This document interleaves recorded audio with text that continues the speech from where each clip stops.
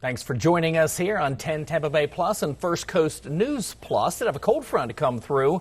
And for us here in Tampa, things are relatively calm, but it's not going to be the case in Jacksonville. I'm joined by Lee Southway. Let's go ahead and head on over to Lee to talk more about your weather impact alert day today. Hey, James. Good morning. Yes, we do have a weather impact alert. And for those of you from the First Coast area who have been watching and dealing with the weather over the past couple of days, I want to let you know today is less about the rain, but more about that flooding threat again at times of high tide. We have unfortunately seen a lot of flooding along the intracoastal, the rivers, the waters, the estuaries, seeing that flooding at times of high tide. And the windy conditions too. So those are the two main reasons why we have a weather impact alert today. Let's start with a look out across the First Coast, and you'll see that it is a gray and dreary day for most of us here. Whether you are in Georgia or in Northeast Florida, we are seeing these gray skies, these gray showers. Oh, guys, I am on Max 1, which would be your channel 4, I believe. So give us 1 second. If you're watching your 7-day there, that's also...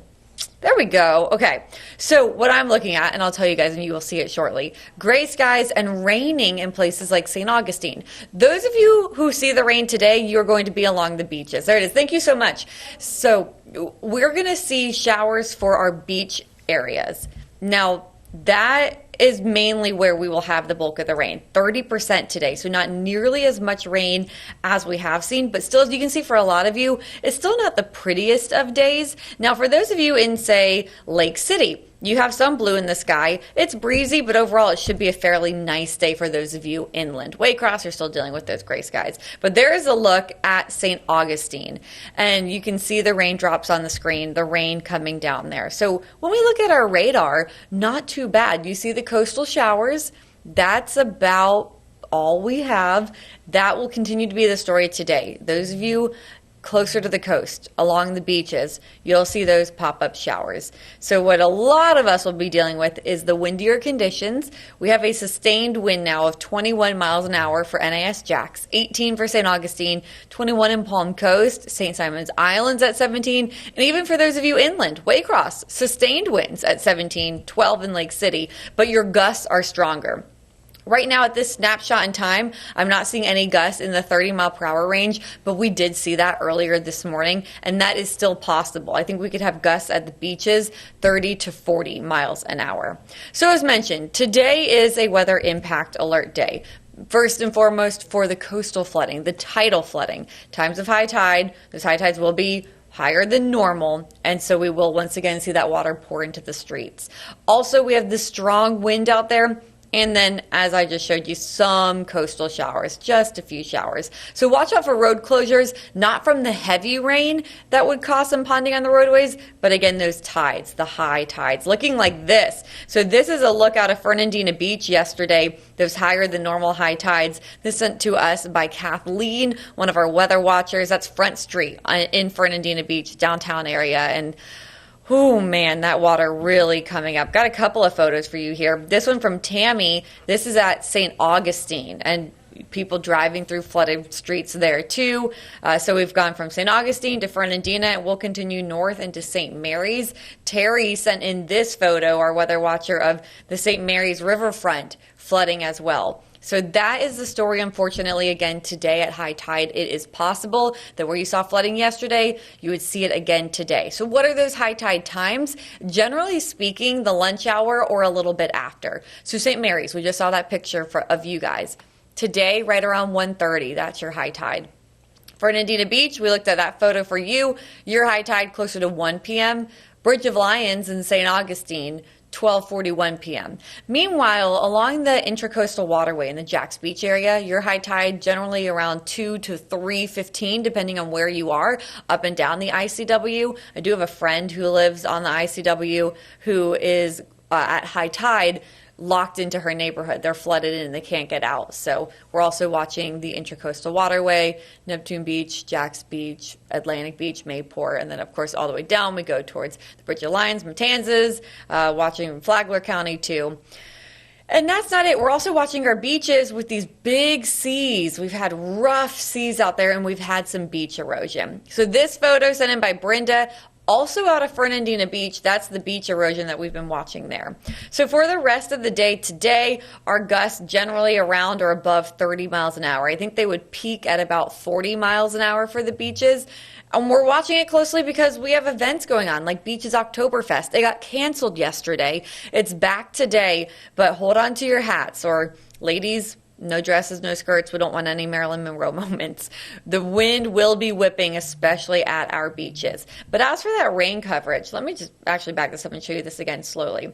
Again, it's coastal areas that might see a few sprinkles, a few showers, but as you can see, it's not the main story. Not as much of us seeing rain today as we saw the past couple of days. So for your Saturday, weather impact alert in effect, still windy, winds out of the northeast, 15 to 30 miles an hour, gusts to 40, tidal flooding at the time of high tide around the lunch hour or into the afternoon hours, and we will watch out for some coastal showers. Check out our sunset. That's at 6:59 p.m. We are now in the 6 o'clock hour for our sunset. We are done with those 7 p.m. sunsets, moving into the 6 o'clock hour. So tomorrow, we will be calming down some. Still going to be a little breezy out there. Winds 10 to 15 miles an hour. Gusts at the beaches could be 20 to 25 miles an hour. But that is starting to relax. The high tide shouldn't be as high. I'm still going to watch out for flooding, but hopefully not as high as it is today. And our rain chances go down. We have about a 20% chance of rain. Temperatures comfortable, upper 70s, near 80 degrees.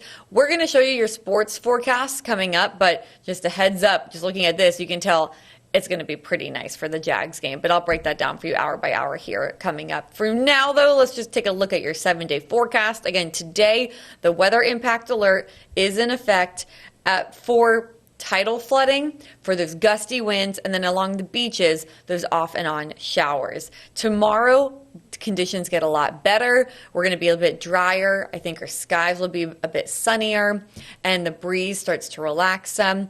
As we head into the work week, we're going to be much calmer when it comes to those winds, sunnier skies, drier skies, and warmer temperatures in the low to middle 80s. So, James, you got to tell me what's going on in the Tampa Bay area. I hope that it is a lot better than what we are dealing with today and what we've been dealing with the past couple of days. So what do you have going on over there in the Tampa-St. Pete area? Well, I'm looking at your Wednesday morning, starting your days at 60, and I'm getting quite jealous of that. Now, we are going to be comfortable, so for us, it's more about the clouds and the breezy conditions. So, and much like yours, ours is the same. Rain's not going to be a factor for us for the day today, but right now, quite cloudy skies across the area, and it's going to be breezy, and really the only effects from that are going to be if, unfortunately, you had a boating weekend planned.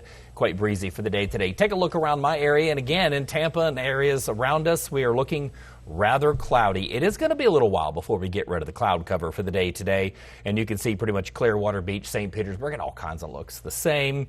Downtown Tampa, looking at Benchmark, there is thick cloud cover out there. I know it looks like it's going to rain, but we're not expecting anything really to come through here. What little bit pushes in towards Jacksonville should dry up before it gets here. And then same thing looking out at the airport. Things are looking nice. Clearwater Beach does not look like the best beach day. You will get some sunshine this afternoon, so your beach forecast is for mostly cloudy through about maybe 2, 3 o'clock, and then we'll see partly sunny conditions before it goes down. We're looking at a high of around 81 here for the beaches, but again, it's mostly about the wind. UV index is a 7. Your water temperature is 82 degrees, but we do have a small craft advisory for the day today. The bay is going to be rough at times. Our winds are out of the northeast about 15 to 25 knots. And again, this is all the same weather system what's causing, again, all the high winds and surf in Jacksonville is all due to that low, which I'll show you in just a second. But it's going to be taking off gradually today into tomorrow. So your seas today at 4 to 6 feet. Your boating forecast is much better for tomorrow and even better as we go throughout next week. So currently our winds in our area, not too bad. We're seeing some winds in the teens. And again, we'll see some gusts in the 20s for some spots, especially out over the water.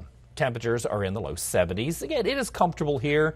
We have mid to upper 60s to a few spots, still about 70 to 71 for your dew points. That is going to get better, though. It's already getting better thanks to the cold front moving through yesterday. You can see anywhere from 4 to a 7 degree difference.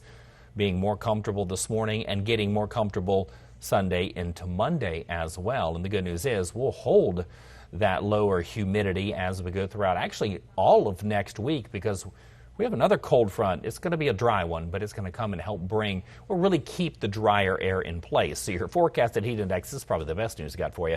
High today's 84, your heat index is 85. So again, you can't really ask for better conditions than that across the area. So today, there's your 84, early clouds, a little bit of afternoon sun, but those winds out of the northeast about 10 to 20 miles an hour. So quite the breezy day today.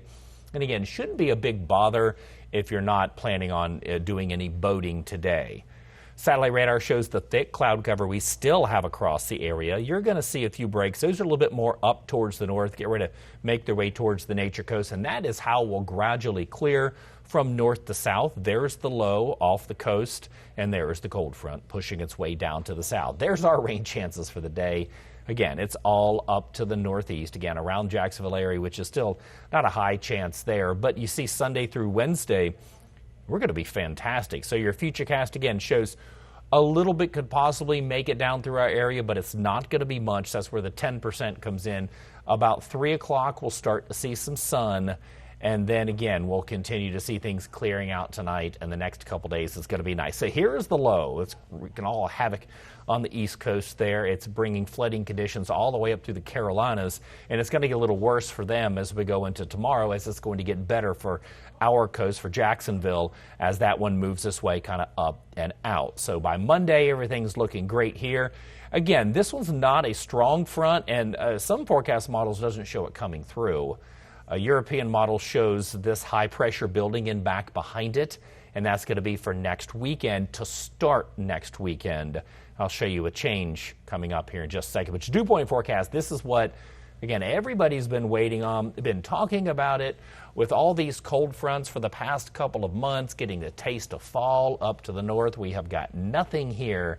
And you can see those dew points going down even more for tomorrow, and then holding anywhere between 60 and 63 all the way through Friday. Now look at your moisture here, and this is why, again, we're going to see this extended dry time. That low works its way up the coast. We get what's back behind it, that cooler, drier air pulling its way in from the north. We're going to continue that. Again, we could see a reinforcing shot of some drier air. That would be in terms of that cold front. We'll see if it comes through. But right here, this model shows it pushing through and down to the south. That's why you're seeing kind of some moisture down here. That's not going to be for us. But watch this high pressure. Now here we go into Saturday. Again, Friday, Saturday still looks great, but the extended models show that high shifting far to the east, kind of opening the door for all that moisture to come back across the area. More of that south-southeast flow with the high all the way over here, and then another front that's up towards the north. So that's the extended, and that's what you see here in the moisture content for the European. Look at the jump between Saturday and Sunday as that high takes off towards the east. So again, a lot can change with this. We saw a lot changing with this low that's off the coast right now. Exactly where it's going to go, we're still far away from that. Just know that your upcoming forecast looks fantastic. So we'll get to your 7-day forecast here, because again, things are looking beautiful for us. We're going to be a little breezy today. That gets better tomorrow, and your extended starting your days, or starting tomorrow all the way through Friday, will start in the upper 60s. We'll end up mid-80s tomorrow, then climbing 87 to 88. Again, your normal is to start the day at 71 and top out at 87. I'm going to be pretty close to that Monday through Wednesday, with 68s to start the day and 87 for a high. We do start to warm up a little bit more Thursday into Friday. It looks like maybe some moisture Sunday into Monday, but all in all, looking pretty good. So your beach forecast, will end with this before we talk about some sports forecasts coming up here. Today and tomorrow, both are in the low 80s. Again, today, the big deal is the cloud cover. Again, we'll get sunshine this afternoon at 82. And then for Sunday, a lot of sunshine for the whole day. And we're looking at a lot lower winds, about 5 to 10 miles an hour. So if you have to pick a day, I would definitely pick tomorrow for that beach day. But there's a lot of other stuff going on. Lee, you mentioned your sports forecast. Let's go ahead and get to yours, see what it's going to be like for tomorrow, because it looks like your conditions are going to get a lot better. Yeah, absolutely. I just also got a comment on both of our 7 days being so dry. It's nice to see. It's a sign of the change in the seasons. I enjoy seeing that for both of our 7 days. Finally. Okay, so let's get over to sports. We'll pull up this graphic. I hope you don't mind, James. I'm going to start with some college football. Only here at First Coast News we talk about FSU, the Gators, and UGA. And so Tallahassee has a home game today. So Pitt at Tally taking on Knowles at 12 p.m., right around 72 degrees, but staying in the 70s today in Tallahassee. A really nice and beautiful day. And I actually just got to be honest with you guys, I like all of these forecasts. Now, granted, a bit warmer in College Station where the Gators are at Texas A&M, but not too bad. And of course, it'll be cooling down because that's a night game. And same in Auburn where the Dogs are playing. So 7:30 game, cooling down, so starting around 74, but then dropping down to the lower 70s very quickly. So I think that's good football weather. And then same story here back in Jacksonville on Sunday, good football weather. Temperatures saying the upper 70s for a lot of the First Coast. So I don't mean to rub it in to all of you in the Tampa Bay area where you're in the 80s and I hope you enjoy it. We likely will be staying in the upper 70s to right near 80. Now, those who are Jags fans who go to the bank, we know it feels a little bit warmer once you are packed inside there. So prepare for feels like temperatures in the lower 80s, but good bit of sunshine. We do have a 20% chance of rain, but it doesn't look like it'd be over the stadium during game time. So I think we'll still be a little bit breezy, especially because we're by the river. So maybe wind speeds around 15 miles an hour should help make things continue to feel really comfortable.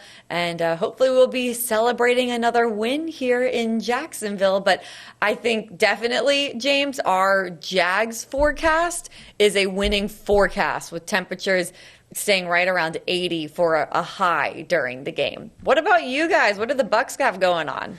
I like how you have to celebrate down there at 5. So hopefully you are celebrating. I am picking the Jags to win. I think they're one of the hottest teams right now. And after and after watching your game last week on Monday night, that was a fantastic game that you guys did end up pulling out and winning. So, which I did pick you to win that one too. So let's hope you keep the ball rolling with that one. We got two things going on again. Thank you for picking us. You picked the right teams. Yeah, you're welcome. Well, I don't know about all of my teams I pick because I'm gonna pick. I pick with the heart when it comes to the Panthers. But the Panthers are playing the Cowboys in Carolina. I think we have a good chance to win. Rico Dowdle, 206 yards last week, playing his old team this week. He is an ex-Cowboy, so I hope he goes off for about 250. So we'll see about that. But back here, things are looking pretty good. Again, for today. I'll be watching for you guys, too. Oh, I'm sorry for interrupting. No, Go ahead. That's all right, because you're probably going to get to watch them as well. Most of America is going to be able to watch the Panthers this week because it's the big game with, of course, everyone's watching for the Cowboys, but I'm not. I'm watching for the Panthers. So back here we have the New Jersey Devils have came to town to take on the Bolts. That game is this evening. Again, with it being cloudy and breezy, just head on inside. At 5 p.m., we're going to see mostly cloudy to partly sunny skies. So if you're out and about, there's a lot of stuff going on downtown Tampa. But by 5 p.m., we're at 81 degrees. And then at 7 p.m., puck drop. When you're walking in, it'll be 78. After the game's over with, I've heard a couple of people around here call this sweater weather. I don't know about that. It's 73 at 11 p.m. I think that's absolutely fantastic. But get to the big one. The Niners are coming to town tomorrow to take on the Bucks. And this is actually a 4:25 kickoff. So you could watch the Jags. You can watch the Panthers, and then everyone can watch the Bucks. Hopefully we're celebrating there as well. Got a lot of injuries going on with the Bucks right now. But tailgating around lunchtime, you're looking at about 80 degrees. Winds out of the north about 5 to 10 miles an hour. So again, the wind not going to be a factor. Kickoff at 4:25. Again, you're looking at about 84 degrees. That's going to be our high. But the good news is tomorrow, 84 feels like 84. We don't get that very much, especially this time of year. Still dealing with some humidity, but not tomorrow. At halftime, you're looking at about 80 degrees. And then at game's end, of course, when the sun goes down, it'll cool off pretty quickly because, again, the dry air will be about 76 degrees by the time that game comes to an end. So that's great news. So we have good sports forecasts for today, tomorrow for the entire area again today. probably just a little on the breezy side. But Annette, we need to transition over into tropics. I am kind of disappointed, though, with Karen. I've got my opinions on whether that one should have really been named or not, but it's already gone. So let's just go ahead and move on to the next. We still have Jerry. And we have an area that we're watching that has come off the coast of Africa. But the good news is you kind of see where that polygon, the yellow spot is, how it's kind of curving its way up to the north. So that's good news. National Hurricane Center giving that one a 10% potential over the course of the next few days, a 30% potential over the course of the next 7. And I'll show you some models on that one because we got a lot going on out over the Atlantic right now. And again, we still have Jerry. So Jerry's out there. It has now weakened again a little bit more. It was 60-mile-per-hour winds this morning, and it's now down to about 50. It is forecast to continue to weaken. It's moving directly to the north at 16 miles an hour. And look at that central pressure up over 1,005 millibar for that pressure. So again, you can kind of see where Bermuda is on this one. So Bermuda's right here. So good news is they're going to be on the west side of the storm. I think as weak as this one's going to be, they'll, of course, get some tides. They'll get a little bit of a breezy day for tomorrow. But, again, far enough away. Now, I was looking this morning, it says the tropical storm force winds extend out about 205 miles from the center. But by the time we get through tomorrow, again, with this thing weakening more, this was when it was still 60-mile-per-hour winds, expected to be down to about 45. So, again, this one is weakening, which is good news. And then it's going to make a turn out towards the east. The spaghetti models pretty much say the same thing. Jerry's not going to be a bother. Really, even for Bermuda, again, you're going to get some rough surf if you're out there. But even for our coast, the west coast, nothing. East coast, it's more about the low that's off there right now. That's providing us with the really high surf. But yeah, Jerry's moving up and out. I talked about this last week, and this is the reason why Jerry never strengthened and the reason why it's continuing weak. And look at all that Saharan dust in there. That dry air is pulling all that dry air in. And so that one is expected to weaken. And then you can look at this little swirl right here. This is the one that's, again, coming off the coast of Africa. And if we extend this out, you can see it kind of making a turn up towards the north.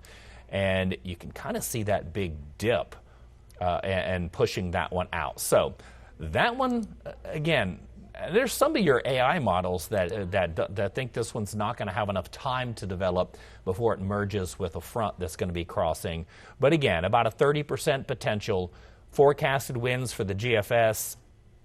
You'll see a little bit of it here. And watch as it turns this way up towards the north. So again, this one, and I'll show you, stop it here and show you this. This is Jerry, and then this is that one there, the potential for the one. So here is, let me stop it again. Oops, I put it too far. It's kind of hard to see. This is Jerry right here. This is the low that's moving up the coast. And then this is the potential. So again, a lot going on right there. There's going to be a lot of wind shear out there. And it looks like that one could get picked up and moved out. And so I'll take this all the way to the end because I want to show you this. So here it is, still hanging out. But I don't know if you noticed this right here. Some of your models are picking up something else coming off the coast. If I back this up, now follow it, going all the way back. So this is going to be, as we go midweek, there's Thursday, and there's through next weekend that we could see maybe. And again, this one should come across as a wave for quite a while. And then really not, here it is right here, and then possibly becoming a little bit better organized as it goes into the Caribbean. So this is something we'll keep a close eye on. There's your GFS model. It's a little robust on getting, well, a lot of systems to develop early. The European model kind of shows the same thing. Jerry takes off. That low that's moving up the coast kind of follows back behind it. And again, these being relatively strong. So again, here's Jerry. Here's the low working off the coast. Here is what we're looking at that really the European doesn't show much out of.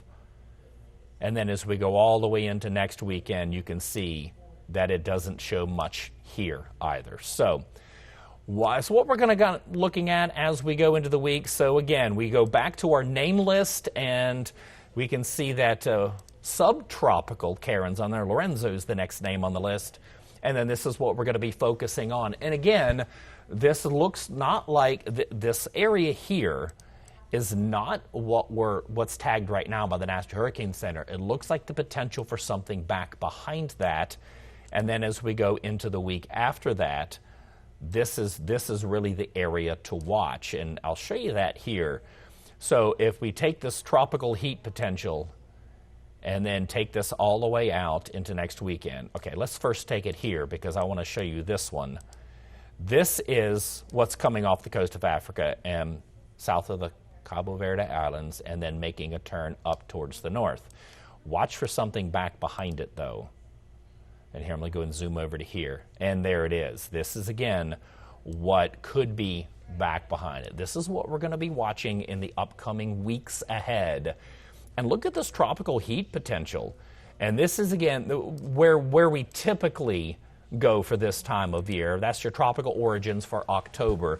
And while we're not, there's still waves that are going to come off the coast of Africa, but with the water temperatures cooling there in the MDR, that's when we look for these waves just to continue on their trek across to the west. And then once they get into the Caribbean, they get into some much more favorable conditions for some development.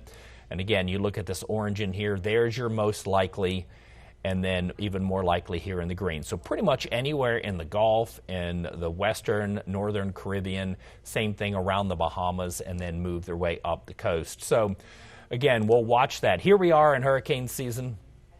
Again, today is the 11th, and we're through the first third of the month there. And again, our activity continues to go down into the 1st of November before we go down just a little bit more, which again is always good news, to continue to go down all the way till the end of November. And of course, we're going to be here doing this all the way through the end of November with hopefully nothing much to talk about. 11 named storms so far this year, 4 hurricanes. Again, Jerry didn't make it. It came close at times, but yeah, it didn't make it to hurricane, which is good news. Again, good news for Bermuda, good news for all of the East Coast right now, dealing again with that low that's working its way up the coast.